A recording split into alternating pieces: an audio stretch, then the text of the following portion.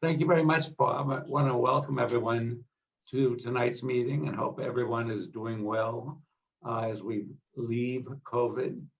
So we're going to talk about money tonight, also the homeless situation.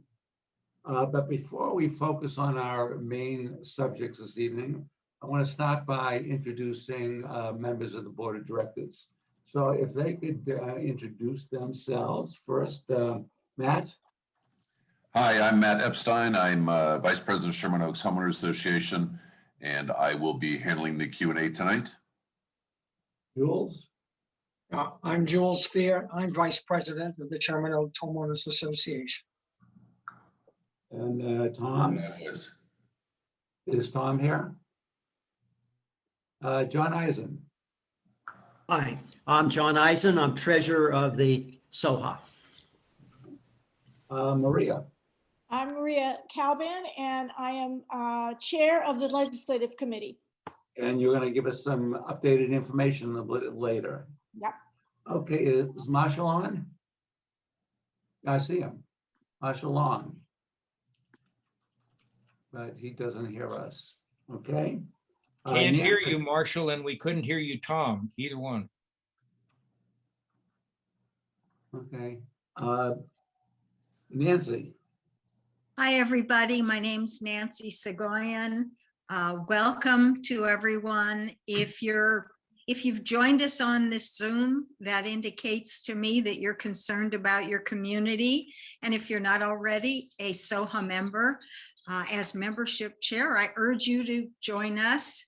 It's a small investment, but it yields big dividends in helping to protect and preserve the quality of life that we all love here in Sherman Oaks. You can join via our website, which is soha914.com. You can email me with any questions at joinsoha@gmail.com. We work on lots of important issues that affect all the residents. So homeowners, renters, if you live in the area, please join us. Thank you. Thank you. Jay. Hi, I'm Jay Weitzler, Secretary of the organization. I wish everybody a happy St. Patrick's Day. I hope you're all wearing green. I echo what Nancy has to say, and I think most of the people here tonight probably are members, but if you're not, I've been trying to get them to raise the dues because they're so low. So take the opportunity to join if you can. And, I believe that you're our representative for the Hillside Federation. Is that correct? Yes, I am, as well as the liaison along with Jules with the Buckley School. Okay. And can you explain what the Hillside Federation is?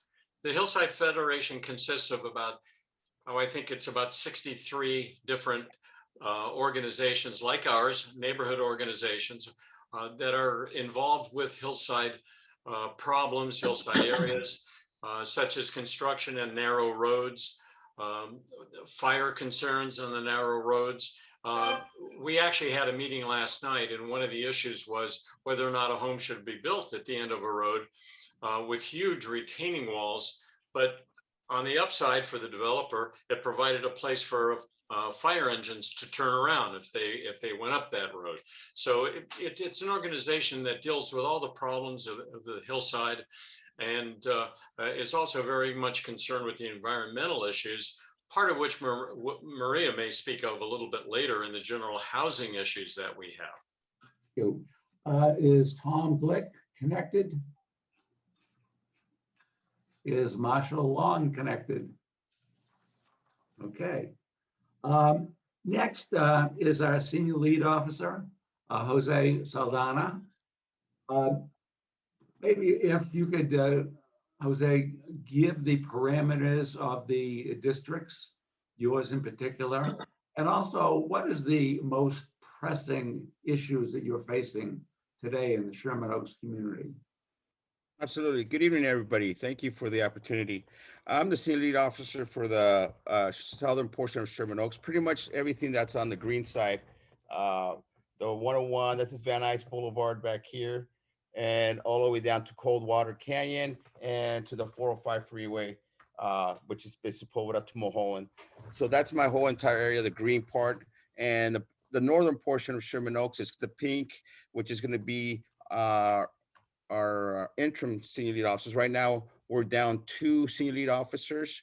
Officer Barry retired about 6 months ago, and we have Officer Bergman that also retired about 6 months ago. So we have 2 openings, and we had this month, we don't have a senior lead officer covering those areas. Our interim senior lead officers have been put back on patrol due to shortage of our patrol personnel.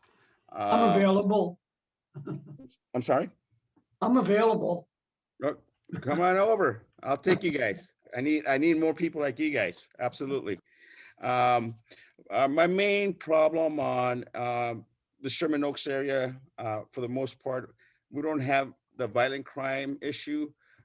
If we do have some issues, are sometimes with our homeless that we have Ventura and Stern, Van Nuys and Moore Park, by the 101 freeway. Those are the little issues that I have, mostly for the homeless problems that we have there. My other main problem are, people leaving their cars unlocked. And that's just one of the main issues that I have for property crime. So that's one of our main problems. There's some houses that have party houses that are rented to these YouTubers and other people that are causing disturbance in the neighborhood. But that's something that we're dealing with. I work closely with Andy Solomon, our neighborhood prosecutor, when we have certain issues to go deal with going after the owner or the renters of that house. With that, let's go to Andy Solomon, who's Deputy City Attorney. And what are the most prevalent issues that you're working on, Andy? Hi, everyone. I'm Andy Solomon. I'm from the City Attorney's Office. I'm your neighborhood prosecutor. Many of the issues that I deal with are recurring issues, and they seem to stem from issues surrounding homelessness now. That includes some substance abuse. That also includes mental health issues. We had a gentleman a couple weeks ago coming to Van Nuys Station, telling police officers, he was trying to aggravate police officers, but they were trained in mental health response. And they knew that this was a mental health issue, not really a physical threat to them. They put him on a mental health hold. Mental health specific officers, there's a LAPD unit called the Mental Evaluation Unit. They were assigned this case. They were previously assigned the case. They followed up with him. They followed up with me. And they told me this gentleman has every intention to commit suicide by cop. So now this person was homeless. He had mental health issues and he was trying to get help. He knew that some of the other government resources were not going to take him in. And he knew LAPD would be able to train, because of their training, they'd be able to send him into some mental health hold. This is just an example. We got this guy help. I actually called his treatment team and pleaded with them to please, review his history, that he may actually need to be conserved. He was requesting to be conserved, and he is on his way to be conserved, actually. But these are the issues that we've been dealing with. A lot of things are stemming from these problems, and I think we need to address them. But we do it as a case-by-case basis. I'll work with the senior lead officers. I work with the community. I work with any government entity, anyone who wants to help me to solve issues, identify issues, and then solve them, hopefully for the long term, at least on a case-by-case basis. And how can someone reach you? The best way to reach me right now, everyone's trying to work remotely. I'm going in and out of the office. The best way is email. My email address is Andy, ANDY, .Solomon, SOLIMAN, at lacity.org, O-R-G. Thank you, guys. Thank you. Okay. We have a couple of reports. I'm going to start with Matt, who's co-owner of Vitello's Restaurant. Matt, restaurants are reopening. Can you give us some background? What is happening inside the restaurants? When I say inside, the workers, the owners, trying to get back on their feet. As a co-owner, tell us what's happening. It's been an interesting year, a very interesting year. My partner Brad, who runs the restaurant on a daily basis, I've never seen anyone pivot the way he has been pivoting this last year. The new future is interesting because I have a lot of colleagues that have had restaurants that are no longer in business. The city and the county, the city has to respond to what the county dictates through the county health department, since the city of Los Angeles does not have their own health department. So the city basically has been taking the lead from the county. And the county has really done a not great job as far as leading the way, giving adequate notice as far as shutdowns or even reopenings. I mean, they'll announce 2 days before reopenings happen, and it's impossible to bring staff back to properly cleanse a facility and get things running the way they are. When they shut down on a moment's notice, it can be it was very, very painful. I know a lot of restaurants, the last shutdown was right before Thanksgiving, and restaurants were stocking up for the Thanksgiving to-go food, as well as the inside dining food. And it cost a lot of people. That was the final straw for quite a few restaurants owners that I knew. With the new cases going down, which is great, and the new order as far as to allow indoor dining, Vitello's has chosen not to do indoor dining yet for a lot of reasons. The biggest reason is that we're not sure what's going to happen. And again, we're cautiously optimistic, but it costs a lot of money to do it the right way. There are a lot of restaurants that have not done it the right way, and again, the county has failed our city and our public as far as not, their lack of enforcement on the bad players in the industry has been terrible.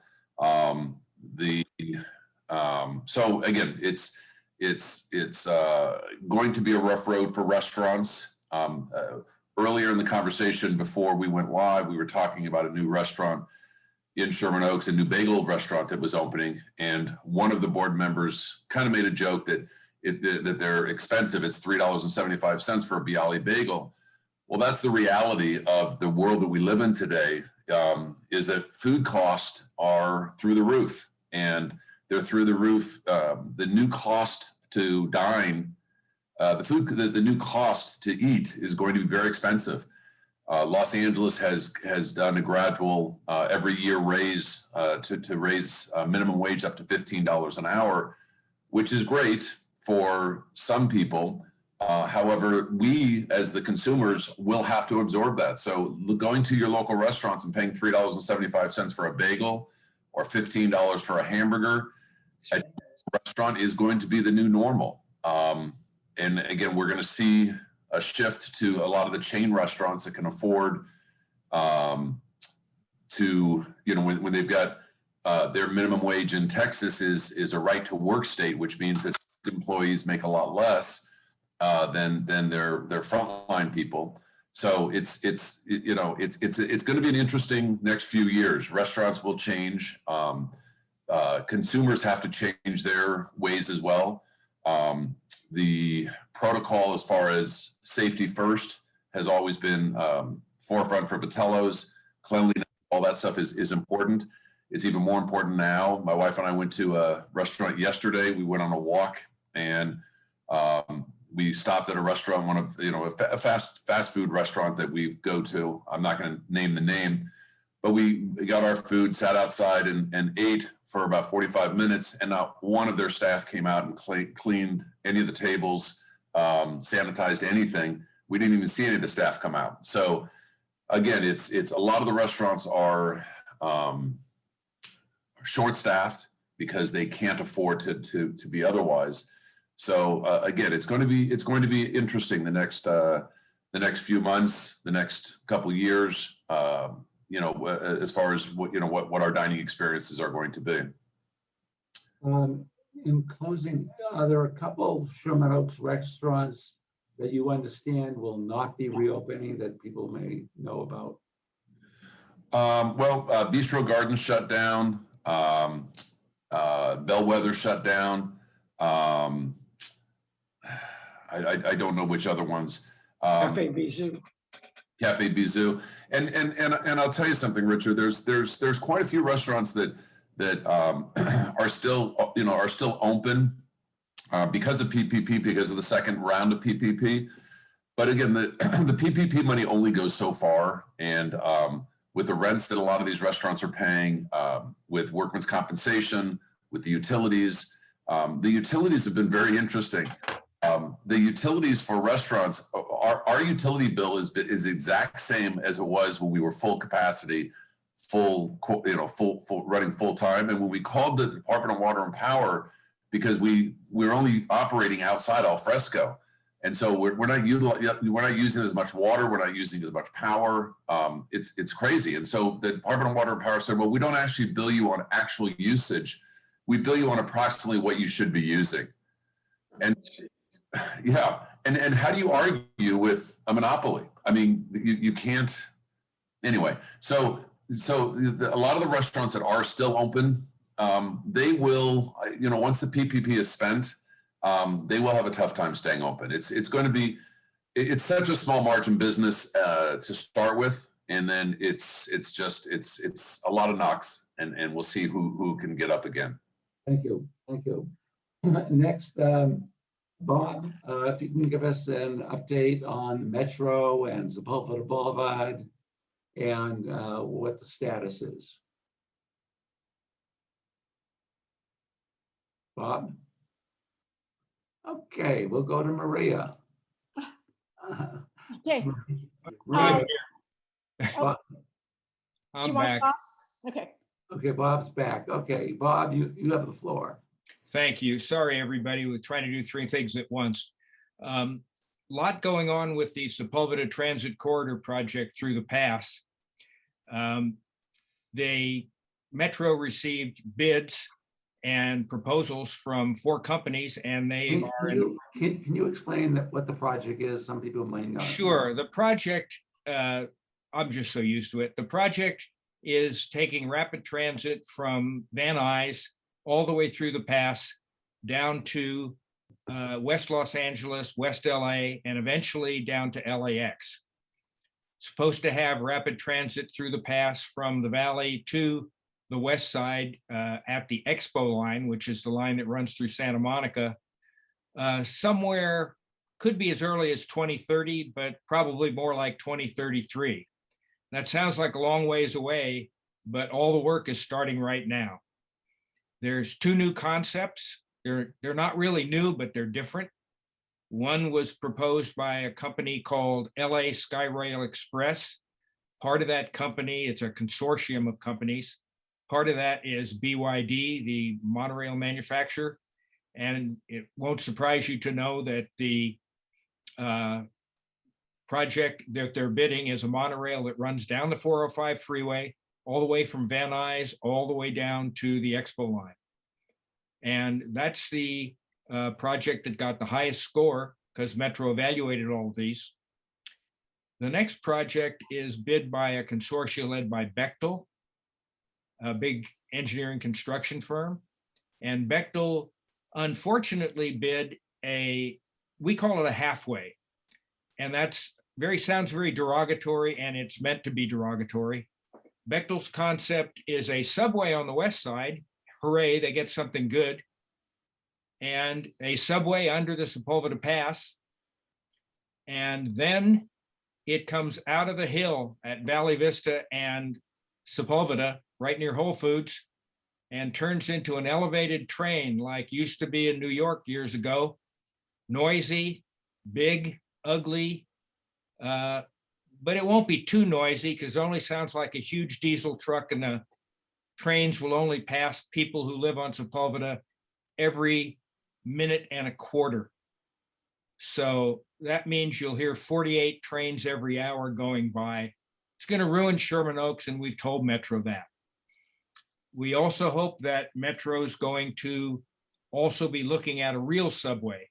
A real subway is subway in the valley as well as the west side. So those are in the mix. Metro meets a week from tomorrow to do their final approval on the Bechtel and Skyrail concepts, and then they'll go forward. They each get about a $70 million contract to study these for the next 3 years. And then we hope Metro will pick the subway so that that gets thrown into the mix. Because if a subway isn't in the mix, then it never would happen. And that would just be a travesty for everybody anywhere, and especially in the valley. So we're on top of all of this. My partner and I working on this, Jeff Calvin, have been briefing people. We briefed Council Member Krikorian, who's also the Valley's board member on Metro, a week ago, and had a very good discussion with him. And he's on our side. He hates the elevated, well, I won't say he hates, but he doesn't like the elevated concept either. Okay, in closing, how many briefings do you think that you've had, you and Jeff Galperin? As of today, 35 we've made. As of tomorrow, 36. We're starting to brief and present to property owners along Sepulveda Boulevard. Excellent. So, okay, Maria, what's happening in Sacramento that could affect us? Well, everything that's happening in Sacramento is just aggravating us. If you study these bills, they can do nothing but make you angry, because we really feel the more we study them, that they're a scam, that they help nobody but land speculators. And our legislators are buying into it, because these bills will make the entire state of California, will upzone every single family lot. It will remove local control from all of it. We will have no ability to have environmental review on all this upzoning, so that we can get rid of all our trees and asphalt or concrete everything. And the state does not consider that an environmental review issue. They are not going to make anybody improve the infrastructure for all this capacity they're demanding. And for all of that they're allowing, they're not offering one unit of affordable housing. None of it is being mandated in these single family neighborhoods, because Scott Wiener calls that not the economy of scale that allows for affordable housing. So I have no idea what we're trying to solve here, and why we're ruining single family housing neighborhoods in the meantime. It's so upsetting, and our local officials are not standing up for us. Councilmember Koretz had a resolution that he brought into effect in December, and it was to have the city of LA oppose SB 9 and 10. That resolution has been in Rules Committee, which is chaired by Nuri Martinez, this entire time, and it has not come out of committee. So basically what it says is LA is not going to take a position on this bill. It affects all of us, but we're not going to have our city stand up for us. Do we know the position of our councilwoman? Well, our councilwoman supports these bills when they were last year's 1120. She thought that they had merit. Today she says that she hasn't studied them enough to take a position. She doesn't think SB 10 affects LA, which we have no idea how that happens, but we are in communication with her planning staff and continue to meet with them to show them the harm it'll cause. Senator Hertzberg seems to support these bills because he will follow leadership on this. And the only people that are sort of listening is the staff and Assemblymember Nazarian, who understands the devastation this could cause our communities. So I think we all have to start standing up. We have to have, when we look at voting for mayor or governor, all these people support this kind of housing. And we're saying we can find affordable, we can do this in a rational way in our communities without destroying single family. But we gotta speak loud and clear. So in the newsletter, you're going to be naming names? I'm trying to be polite and keep engaging them to change their mind, but I'm naming names. Okay. Thank you very much. Appreciate your work. Okay, now I'd like to introduce our speaker this evening. So when the city controller was first invited to speak, the focus was on $675 million deficit and homelessness and what needs to be done. Okay, so on the deficit, Washington has given the city of Los Angeles $1.3 billion, $1.3 billion. So I assume, Controller, that there is no longer a fiscal problem in the city. In fact, we have more money than we can spend intelligently. And you have a plan of how we should spend it. With that, I'd like to introduce our City Controller, Ron Galperin. Good evening, everybody. And what a loaded introduction, Richard. Thanks so much for inviting me. I was last at SOHA back in January of last year, and what a difference a year makes, and what an unbelievably challenging year this has been for our city and for our state, for our nation, for all of our globe. I am absolutely going to be talking about the budget situation of the city, but very briefly, I want to touch on a couple things and then open it up for questions. And that would be, first of all, just the role of the controller, where the city stands fiscally at this moment, and also some of the various resources that I've made available through my office and some of the recent reports that I have put out. As many of you know, the controller is one of 3 citywide elected positions in the city, along with the mayor and the city attorney. My job to be the independent watchdog for the people's money, and I distribute all of the dollars that the city spends for goods and services, do the payroll, do the financial reporting, financial forecasting, a waste, fraud, and abuse unit, and audits, both performance and financial, and also the open data initiative of the city that I started, which has a vast amount of information about how we spend our money and the performance of our departments.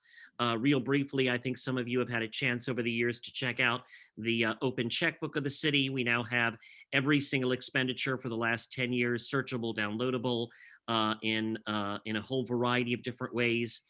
We updated our payroll explorer. You're going to see a couple of different images coming before you real quickly.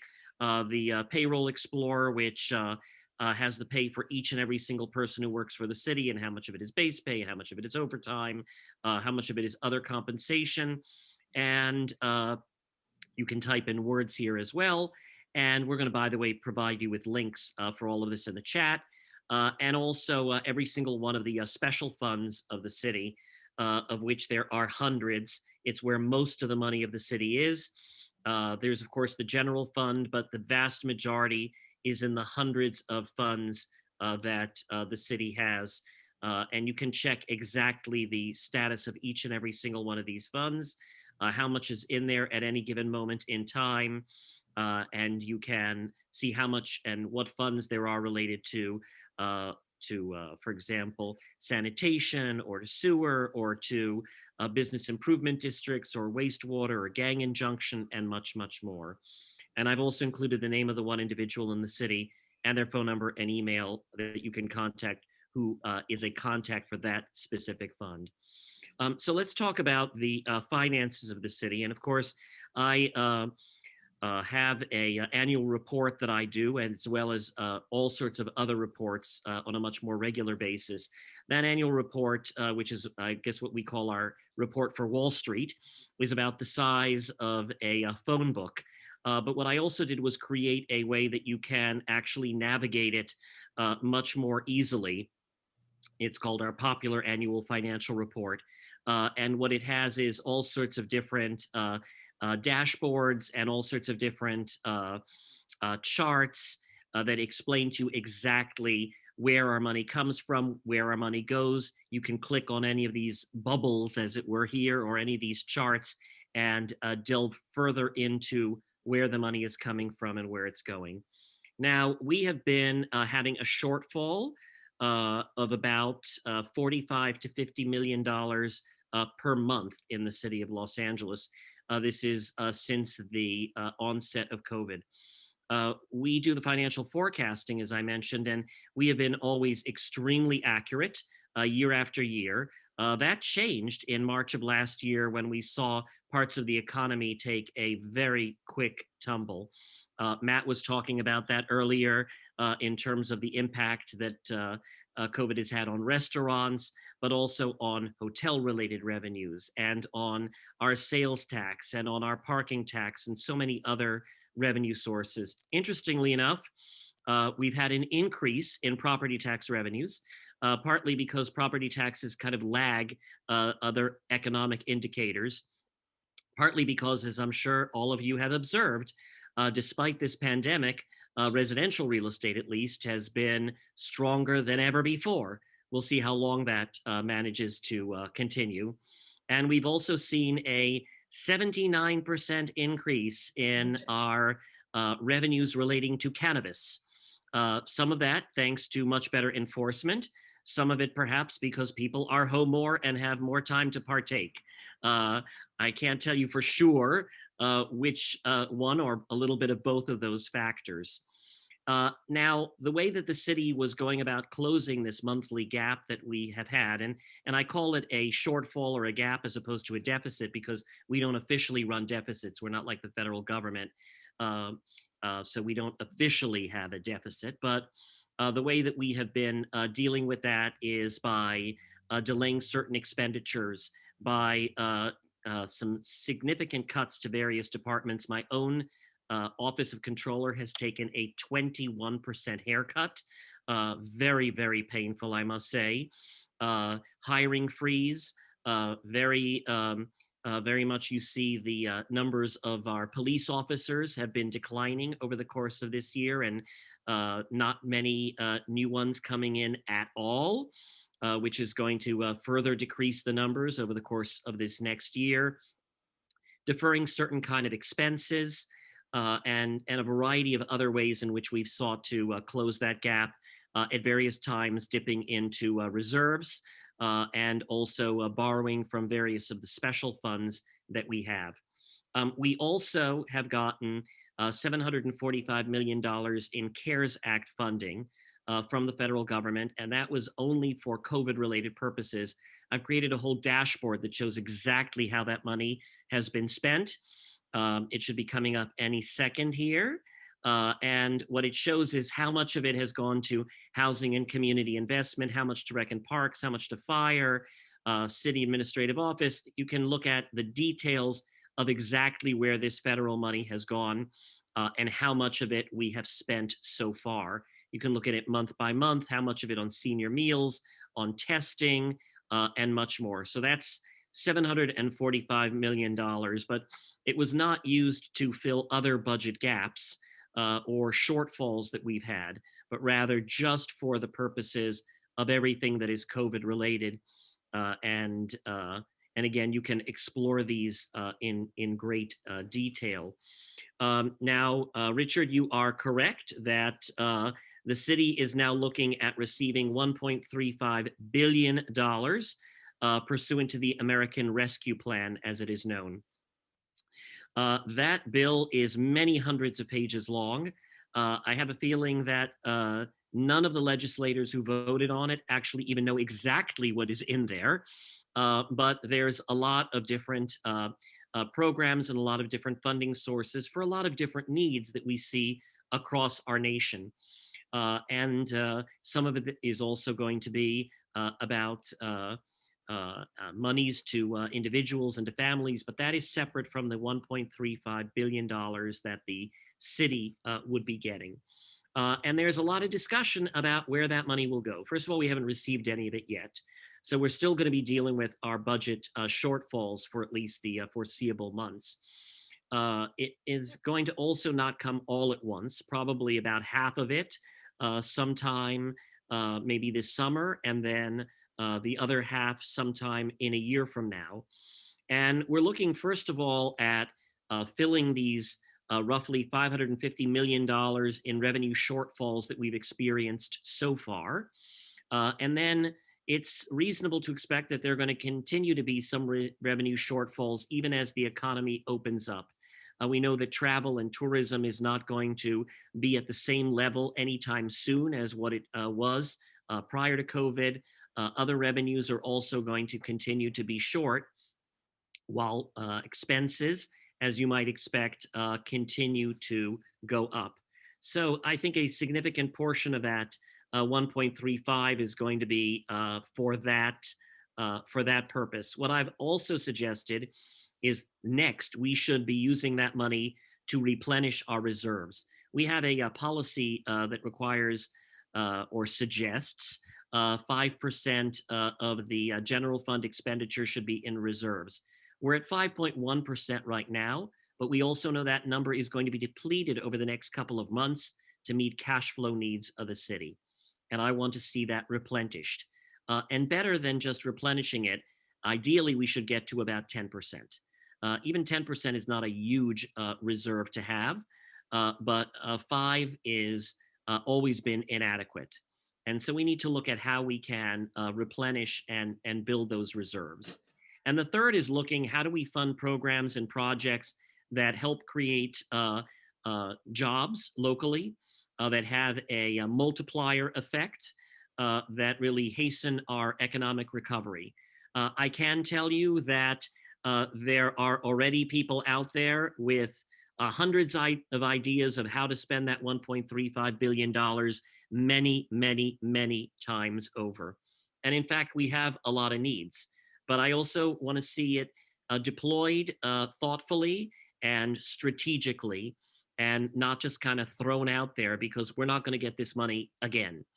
This is one-time money, and we better put it to the best possible use. And there are, of course, so many different competing needs for that. Let me show you briefly the COVID-19 resource dashboard and hub that I created. And it has a number of things. First of all, it tracks the virus day by day, week by week, month by month, neighborhood by neighborhood. You can zero in, for example, on Sherman Oaks and see exactly how many cases, unfortunately, how many deaths. You can compare this over time and compare this to other communities throughout Los Angeles. It's really meant to show where are the hot spots, and also to compare this against where vaccine distributions are happening, so that we can have a more equitable distribution of vaccines and make sure that they're going to the communities where we also have some of the highest incidences of COVID.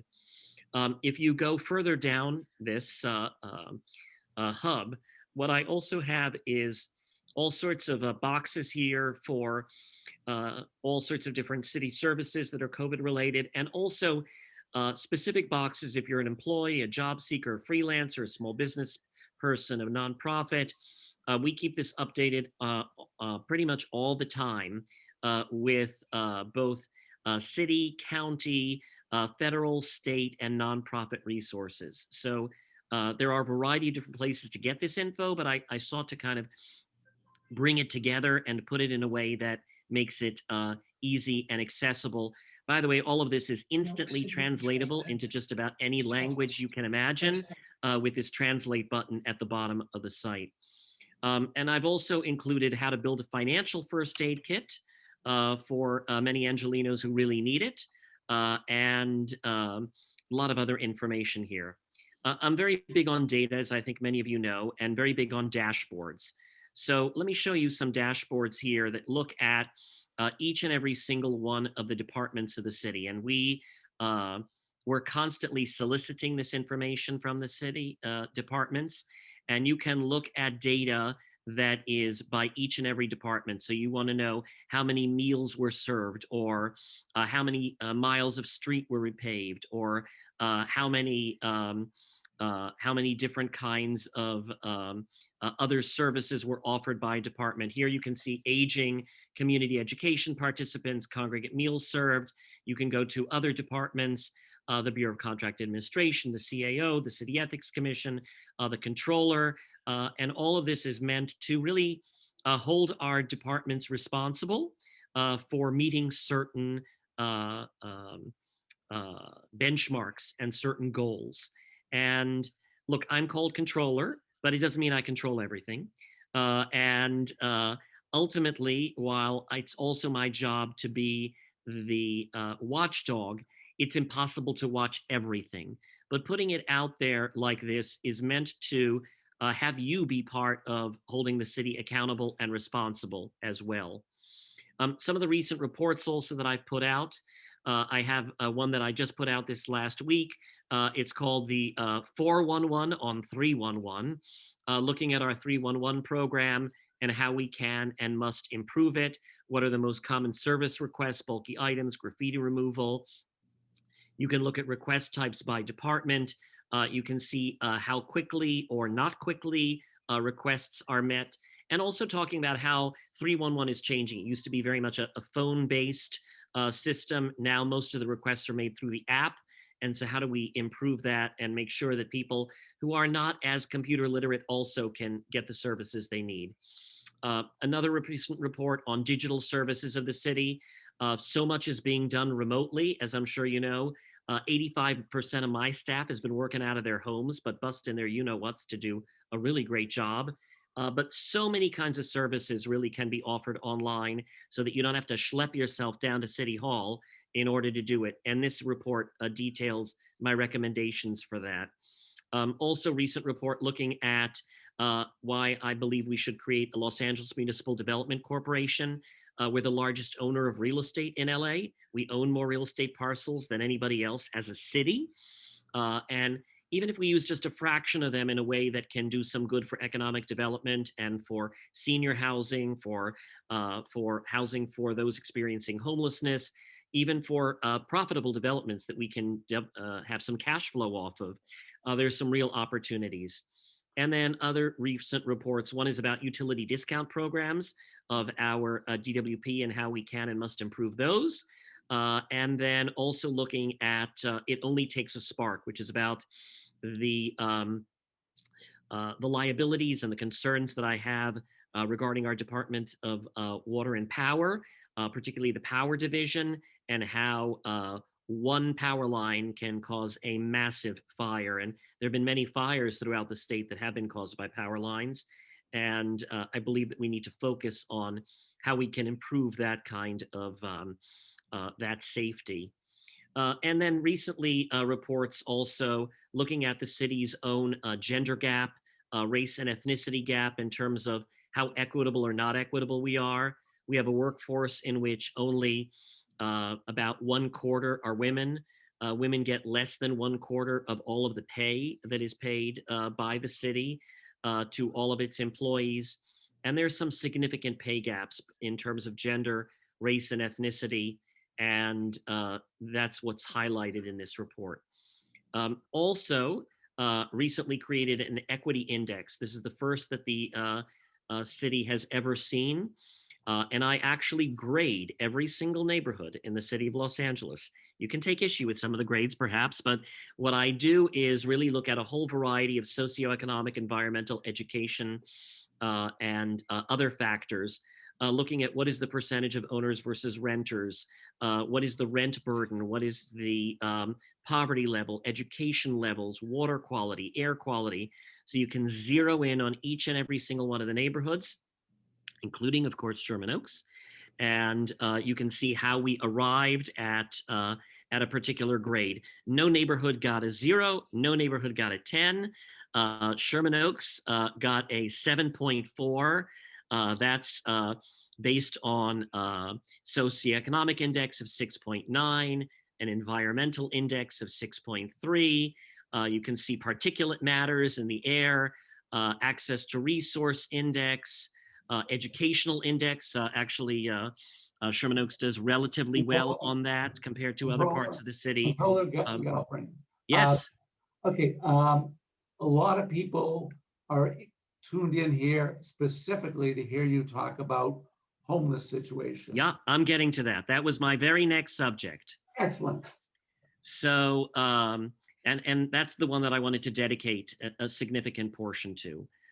As I think many of you know, as we all know, I think there is no greater humanitarian and existentialist crisis that Los Angeles has than homelessness. And of course, we're all very focused on COVID right now.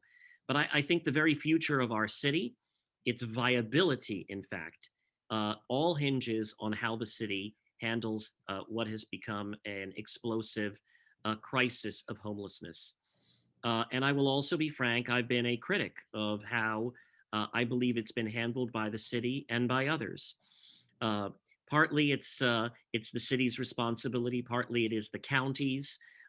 We have been spending in a variety of ways billions of dollars, and the question is, are we getting our money's worth? And I believe the answer, regrettably, is no. We have about 4 people each and every single day who are dying on our streets that are experiencing homelessness. And in a city the size of Los Angeles, and with the resources we have, with the talent we have, the fact that that should be happening is utterly unacceptable. And of course, there are so many reasons why people are homeless. Some of it is the lack of affordable housing, it's unemployment, it's poverty, it's mental illness, drug and alcohol dependency, domestic violence, PTSD. And there's not one solution either. But I think we have to look at what can and what must we do to more immediately deal with what's on our streets.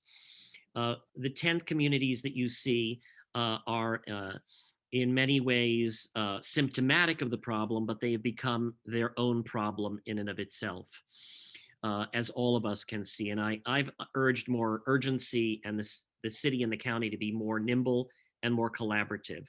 So let me talk first of all about Triple H. And this is the bond measure that was passed by voters by well more than 70% now 4.5 years ago.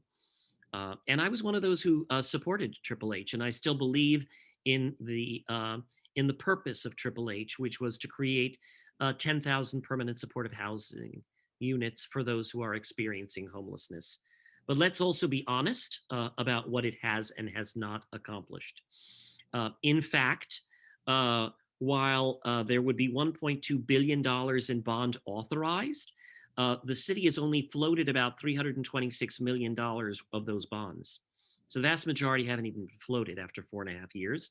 Moreover, of that $326 million, only half of that has actually been spent and deployed.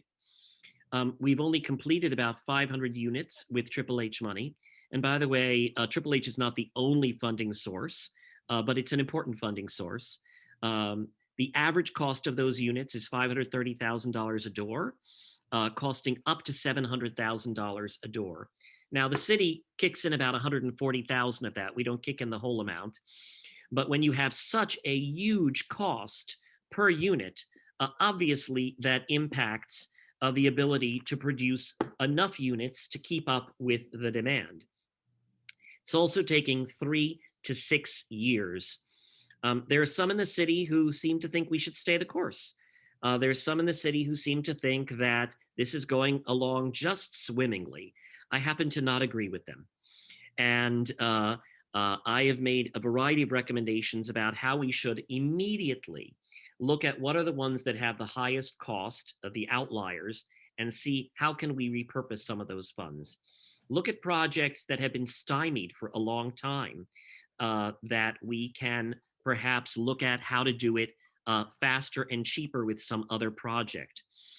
Look at how can we use some of these for more interim housing solutions. And yes, I'm a big believer in permanent supportive housing, but we got to get people off the streets now and not say, well, maybe we'll have a unit for you in 3 to 6 years. That's just not an adequate answer. And it's also not a financially feasible answer.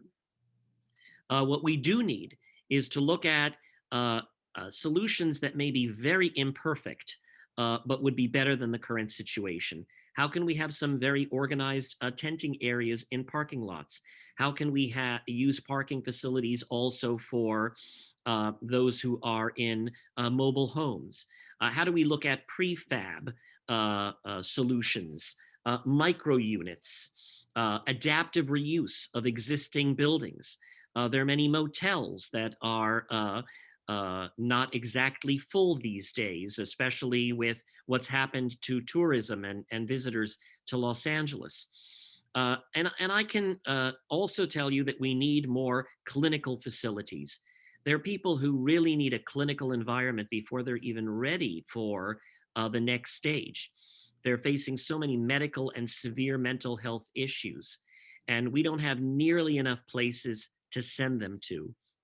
The traditional kind of shelter is not necessarily a great paradigm. Room with a lot of cots, for example. And plus, there's a lot of resistance to go into that. And certainly during COVID, we didn't even want to encourage people necessarily to go into that because of the fear of the spread of the COVID virus. But there are other ways in which we can adapt all sorts of properties to get people off the street. And we have to find a way. We do not want, of course, to criminalize poverty or criminalize homelessness or criminalize mental illness. Heaven forbid we should do those things. But we also have to find a way to also reasonably enforce some of the laws that we have in a way that is to everybody's benefit, to the benefit of people who are living in our communities and to the benefit of many people who are homeless, who are in fact being victimized on the streets by certain elements within that population. And so I urge you to check out some of the recommendations that I've made around Triple H, as well as a report that I did looking at LAHSA, Los Angeles Homeless Services Authority. And it has a lot of very well-intentioned people, a lot of very dedicated people, but it's also an entity that is not really formed these days in such a way that it can do exactly what is needed to be done. It's a joint powers authority of the city and county. I looked at their outreach activities and quite frankly believe that they came up short for a whole variety of reasons. It detailed in my reports along with some recommendations of how I think we should realign. I have to say, when I first came out with that report, I got a good amount of criticism from people who were very defensive of what it is that they do. And since then, there's been, I think, a great realization that there needs to be a reevaluation of how it is that they do what they do, and to either reconstitute it in some way or to provide them with the kind of resources that they actually need, a different form of authority, and much more. I just wanted to thank you for the opportunity to be with you and for everything that you do all the time to really improve the lives of people in Sherman Oaks. And I'm sure there are a lot of questions, and happy to open it up and to express my gratitude for being with you. At this point, I'd like to turn it over to Matt, who has the questions. Okay, go for it, Matt. Thank you for coming, Ron. Good to see you. Great to see you too. Thank you. So for all the participants, thank you for spending your Wednesday night with us. Some of you folks have, you did send in some questions, and I will get to those questions. And if you are in the audience, we will open your mic to so you can ask the question to our city controller. Some of the questions that you guys already did ask in the Q&A section are not questions that are for the controller, so those will be forwarded to either the council office. There's also a couple to the senior lead, so we'll forward those questions and hopefully get a response back to you. And if I don't get to your question, it's not because it's the best question out there. It's either because either I ran out of time, or Richard pulled the plug, or I didn't. So I have to ask you something, Ron. I've known you a long time, and I know you are always a straight shooter, but some of our local leaders aren't as straight of shooters as you are. And it really concerns me where our city's going. My other hat that I wear is real estate. And I'm on some very senior calls as far as with other agents, other owners of brokerage firms. And the truth be told is that there are a lot of people moving out of the state, out of the city, because they can, because the city has failed them with the homeless, and our state has failed us as far as the overtaxing and the delivery of services. So at this point, California is at the biggest loss of people that it ever has been. There's less people moving into the state other than homeless people, and that's a whole other problem. So our city is going to, yes, we're getting a big chunk of money coming in from the federal government, but that's only going to go so far. In recent headlines, we have council members, present and past, that have been convicted of crimes having to do with bribery and being on the take with developers. You know, you get the kind of billion, $1.35 billion. There should be some oversight committee. There should be somebody other than our mayor or our council members who are in charge. A lot of the council members, the public doesn't trust them anymore. The billboard companies have been bought and paid for with, as far as this, a lot of the electeds. We're not getting our proper dollars in as far as from the billboard companies. The trash pickup that happened a couple of years ago, where all of a sudden the trash companies, there's one trash company for, it's a monopoly now. Individual businesses don't have a choice. Their trash collection has doubled and tripled and quadrupled, and the quality of service is in the toilet. So, and that all happened because a couple of city council members felt that these guys, the big players, contributed to their campaigns, and all of a sudden this was happened in the back rooms. The Department of Water and Power keeps going up and up and up, and then putting into the city coffers every year. The Operation Room Key failed because somebody in the mayor's office forgot to send something, sign something, to send it over to the federal government to get reimbursement for that. So the VA hospital in Westwood, on the deed restriction, the nice family that gave that beautiful piece of property to the state, to the county, to the city of Los Angeles, for the one purpose of what? Housing veterans. Housing veterans. And where are the veterans? They're on the city sidewalks outside of the VA facility. So our city keeps failing us. These are the most recent headlines, Ron. And you've got an opportunity now of $1.35 billion coming in. So half of it's already spent with the deficits. Who's really going to be in charge of this? Who's going to be in charge of this money? Is it going to go to the unions as far as, you've got a 20% layoffs, you've got, some furloughs, you've got some, again, the city of Los Angeles right now is in good position because there's been a gift handed to them. But just like the lottery winners that get the right teams behind them and know how to manage that money, they go on to have a very, very nice lives. The other folks that just go out and spend like there's, it's party time. And again, term limits is part of the problem too, but I won't get into that. So who is really going to be in charge of this money that's coming in? Wow, that is a lot to unpack in one question, Matt. And look, I'll be frank. There are times of the day where I want to just pull my hair out, and where my concerns for the future of Los Angeles are serious and in fact grave. There are other times where, look, I'm out and about with my mask and seeing so many people who also really care about our city and who are really doing a lot on a local level for their community, be they in neighborhood associations, be they neighbor to neighbor, be they our neighborhood councils, and so much more. So it's a mixed picture, like every other picture might be.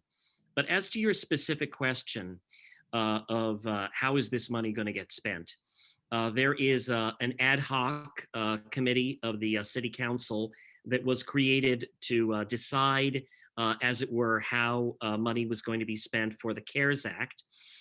There hasn't yet been a determination of exactly how it's going to work out with this new federal infusion. But my guess is that that ad hoc committee is going to have a significant role along with budget and finance.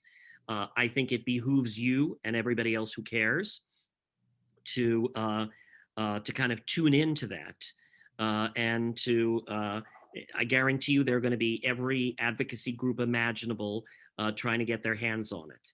And so I think there need to be some voices of reason. I, for my part, do not get to decide where that money gets spent. I don't get a vote on that.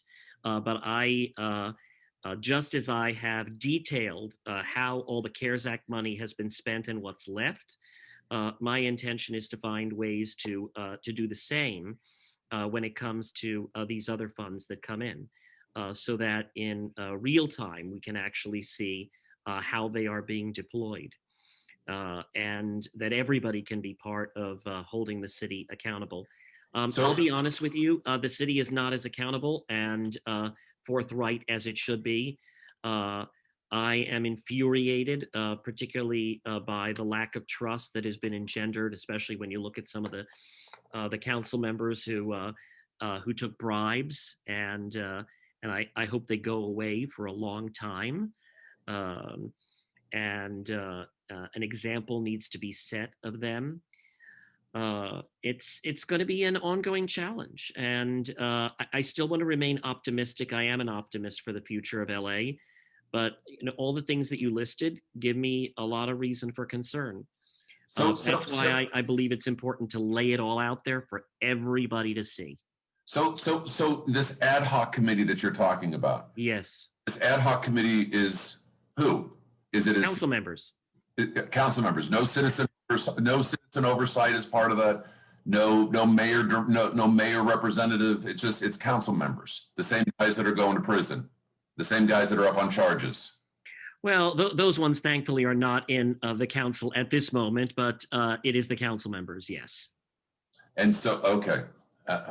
And so it's going to be just an ad hoc committee, solely our council members. So there'll be 4 or 5 folks. There'll be 5 council members that will be in charge of basically $600 million, because $675 million is already spoken for.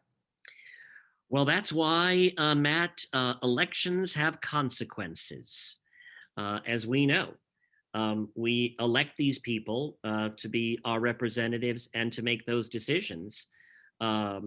You know very well how, look, historically, municipal elections, and that's going to be changing with a new alignment of election dates, but not a lot of people got involved in municipal elections. Not a lot of people know what's happening at their city hall. And I think it behooves us all. Look, this is why I got into public service. I used to be in the private sector, and I got obsessed with where our money was coming from and where it was going. And honestly got pissed off at a lot of what was happening. I think the only way is for more of us to get really engaged and to hold these people responsible. Matt, do we have a question? Thank you.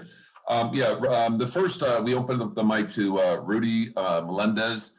You asked a couple questions, Rudy, but can you ask the one about the city employees' salaries as far as the $1.3 billion? Rudy, your mic should be off, or you should be able to ask the question. Thank you, Matt. Thank you, Ron, for being here tonight. I have asked a lot of questions, but one I think is most relevant is how much of the $1.3 billion is going to be used for city employees' salaries and the underfunded pension liability? Thank you. Well, well more than 85% of all the expenditures of the city that are for our core operations are for personnel. And so I think it's reasonable to predict that most of the money that we have for a variety of different kinds of operations of the city are going to go for employee compensation. We are ultimately, as a city, in the service business, be it police or fire or rec and parks or what have you. We don't manufacture, widgets. We're a service business. And when you look at the monies that are going to go to kind of replenish what the shortfalls have been, again, a lot of that was for employee compensation, as you might expect. So probably to answer your question, the vast majority of it will go for that because that's the business that we're in. As far as how much is going to the pension funds, it's interesting. If you look at a number, we've got 3 different pension systems and each have their own management and each have their own investment pools. But this has been a really good year for the stock market, for investments generally. So if you look at how much we are so-called underfunded, you'll see that it looks better than what it might have looked like a year ago. Of course, all of this is just paper money in some ways because the stock market can go up and the stock market can go down. You have to look at what are the long-term assumptions for what investment returns are going to be. But given all the demands that exist right now for basic city services, I would say it is extremely unlikely that any significant more portion of it is going to go to bolstering what we pay toward pensions. It will be going toward rather the full compensation package that we have for employees, which of course does include a pension component as well. Okay. The next question, I don't know whose, it looks like it's from Primo's Galaxy Notebook. So, but anyway, the Primo's Galaxy Notebook wants to know, how does one supportive housing unit cost over $500,000 to build and take 6 years when apartment structures can be purchased for $300,000 or $400,000 a door and be basically brought up to line immediately? Fabulous question. And this is what has infuriated me. And this is why I keep on issuing these audits of Triple H. How does that happen? Part of it is because of massive bureaucracy. Most of these Triple H projects are dependent on multiple sources of funding. We kick in a certain amount. Some of it is private funding. Some of it may also be tax-related credits. Some of it is bond financing. So you need all of these different parties, and the more cooks that you put into that kitchen, the more expensive it becomes. What I found was that in many projects, 30 to 40% was actually in soft costs. That's not land, that's not materials, that's not labor, that is the lobbyists and the consultants and the attorneys, and the list goes on. But when you create a paradigm that is so unbelievably complicated and so painful to navigate, even for the very best of developers, this is what you end up with. And you also had so many requirements put in place in terms of what could get built and what it needs to look like and how many square feet it is and this requirement and that requirement, and also what kind of developer actually qualifies to even do it, that you ended up with very few bidders on many of these projects. Now, there is about $100 million that was set aside for challenge projects, as they're known. Those are coming in at cheaper prices. And one of the things I've recommended is that we should spend more of the money on some of the so-called challenge projects that can be done much more quickly and much more cost effectively. But look, I've been raising this siren of alarm that it makes no sense to spend such a huge amount of money per unit. I just wish that other decision makers in the city would stop justifying it and start fixing it. Why aren't they just buying a used apartment building for half the cost and putting people in there today instead of waiting 3 or 4 years? That's never been brought to the attention of any of those folks? Yes, well, let's be frank. Almost every apartment building that is out there is occupied. There are not a lot of apartment buildings that are vacant.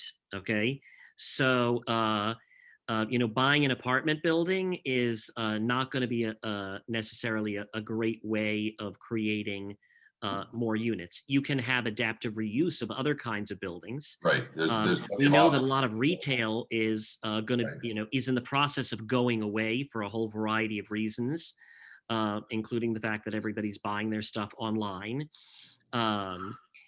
So I think we need to look at that. I think we can also look at how do we use money for vouchers for people who need it. But let me also say this, that permanent supportive housing is not a panacea. First of all, we can't give everybody a permanent supportive housing unit. But moreover, if you look at the homeless population, maybe 20% of them actually need a supportive housing unit. People who have been on the street more recently, they need a place to live, or they need help in affording a place to live, but they don't necessarily need everything that comes with a supportive housing unit. That's more for the people who have some more severe and ongoing needs, either because of incapacities or handicaps or age or mental illness or other factors. So what are we doing to get people into units or into some sort of housing solution much more immediately? I think that's what we need to be focused on. Okay. Jay Weitzler, if you want to open up your mic, he's got the next question.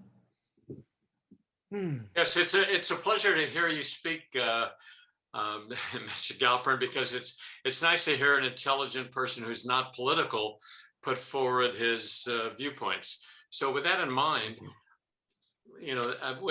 I wondered what your specific you were talking earlier about some recommendations you had online about creating solutions to the homeless problem. So what, if you could, what are your specific recommendations for getting people off the streets now? And what do you think should be the longer term solution once we get them off the streets for a few days? So look, there's short term, there's what I would call midterm, and then there is long term. In the short term, I believe there is huge harm that is coming to our city and to the homeless themselves by everybody who's living on our sidewalks and in the tents.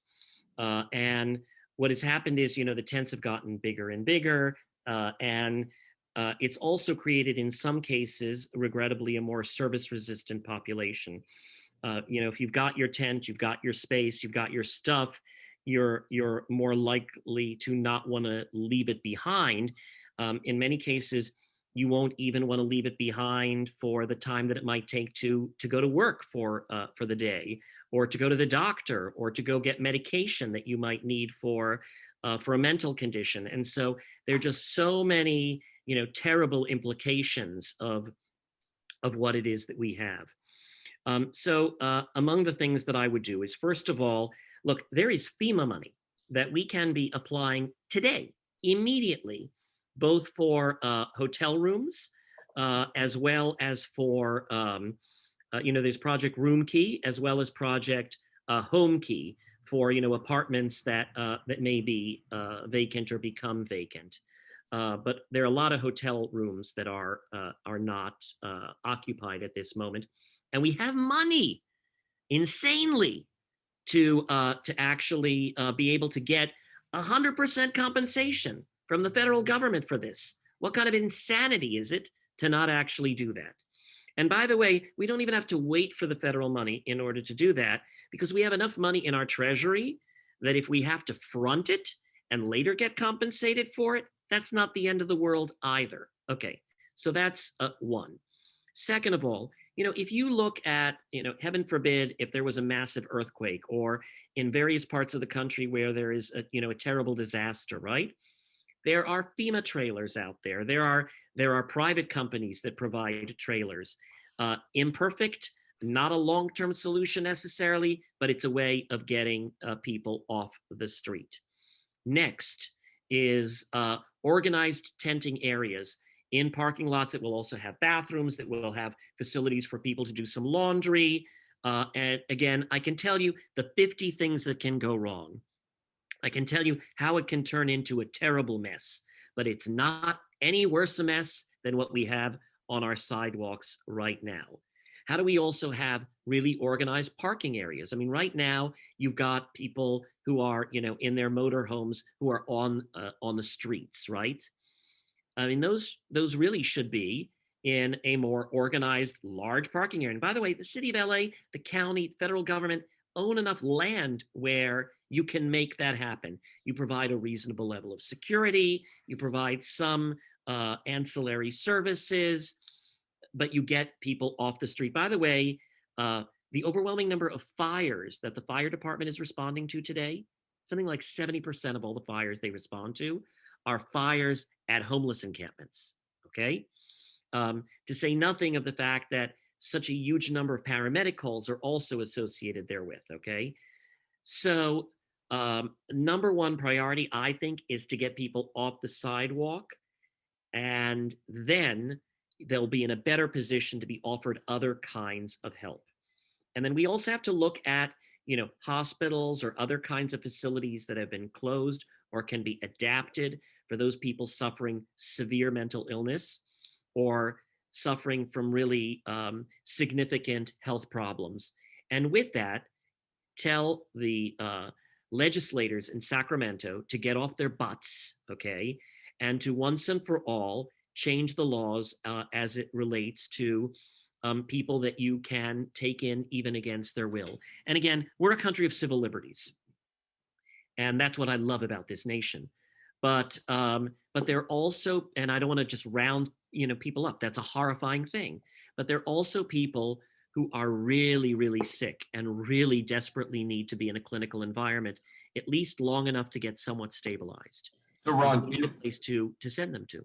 So Ron, you've always been a straight shooter, and I'm going to put you on the spot as a follow-up to that question. Yes. Because you, I wanted to follow up, Matt, but okay. Go ahead. No, so you grew up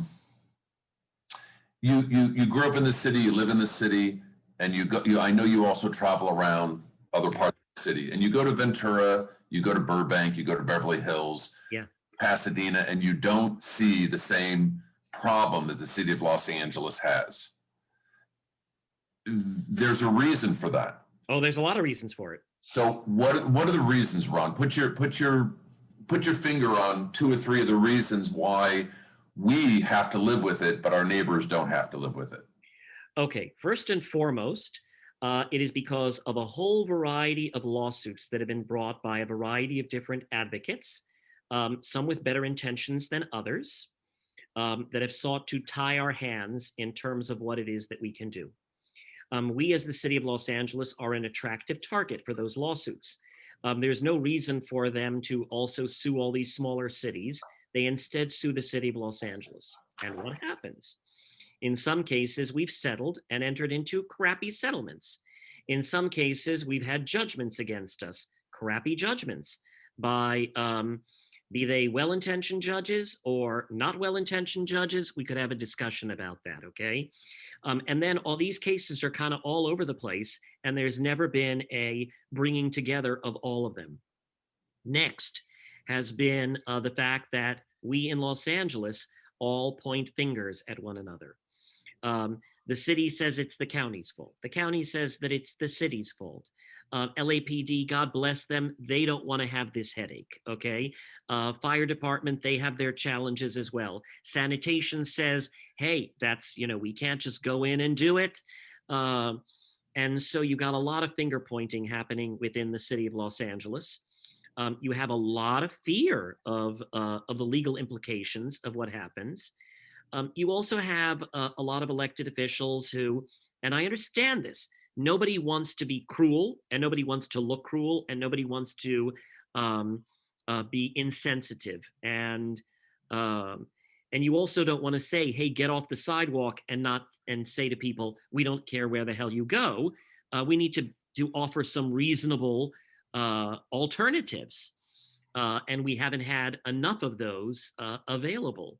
But it's much more possible for it to happen in the city of LA than in any of our other surrounding cities. We've all observed it, and we all know it. Now we have time for 2 more questions. Okay, so I think, Bob, you opened up the question for Mr. Dolan. Is that correct? Is his microphone open? It Bill? is now, Matt. Okay, thank you. Bill, you want to ask your question? Hi, no, my question was directly related to what you were talking about earlier with conservatorship laws. I actually wrote an article for a class I'm in on your report from August, so thank you for that. Thank you. Yeah, of course. Actually, just turned it in today. The question I have is, are there existing units that require services to be housed that the city's funding, or are those entirely optional? Maybe you can just clarify what it is that you mean by this question, just so that I better understand it. Are all of the permanent supportive housing units, to my knowledge, they are services that you opt into? Is that the case for all the things that the city is paying for? Well, the nature of what it means to have a permanent supportive services really kind of depends on what kind of building it is, what the nature of those services are going to be, what organization is running them, and much more. But as I said, different people need different level of services, and some people don't need a lot of services or any services at all. If you've been much more recently homeless, more than likely you sort of need a place to go land, but you don't need a whole host of services to go with it.